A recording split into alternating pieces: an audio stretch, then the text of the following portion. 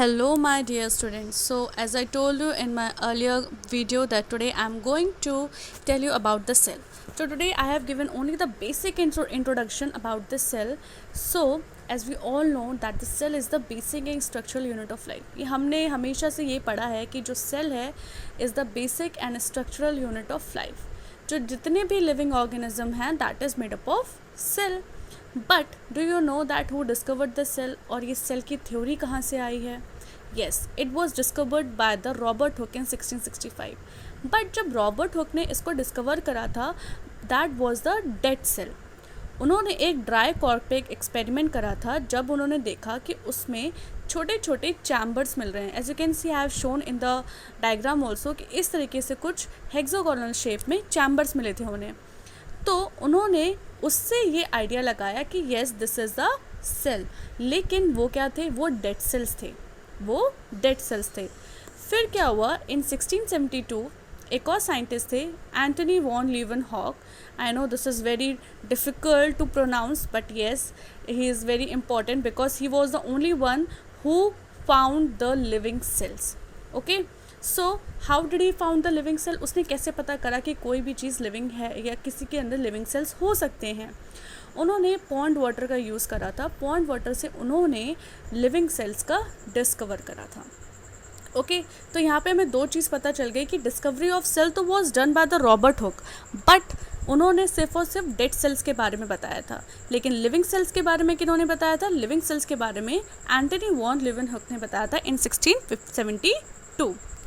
Now, after Antony von Leeuwenhoek, 3 more scientists came and they have their own perspective about the cell.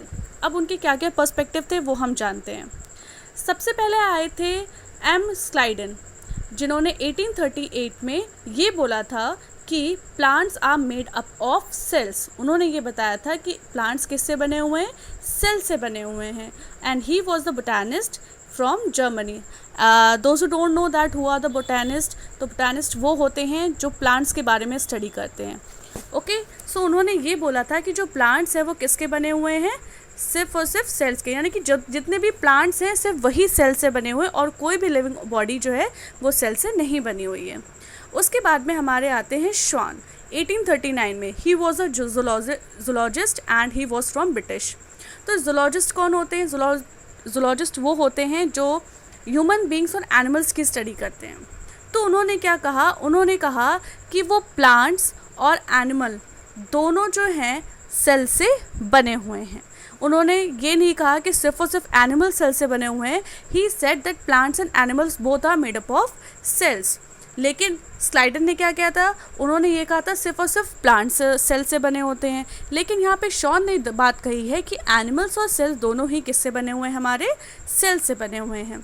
उन्होंने एक और बात कही थी कि जो सेल्स हैं, जो एनिमल सेल्स हैं, उनकी जो आउटर कवरिंग होती है वो किससे होती है? एक प्लाज्मा मेम्ब्रेन होता है. ओके, ये मैं आपको और इन डिटेल आगे बताऊंगी.